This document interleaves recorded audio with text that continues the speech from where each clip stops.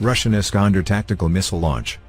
The 9K-720 Iskander is a mobile short-range ballistic missile system manufactured and used by the Russian military. They move at a terminal hypersonic speed of 2100 to 2600 meter per second Mach 6 to 7 and can reach an altitude of 50 kilometers with a range of up to 500 kilometers. This missile system is intended to replace the obsolete OTR-21 Tochka system by 2020 in the Russian military.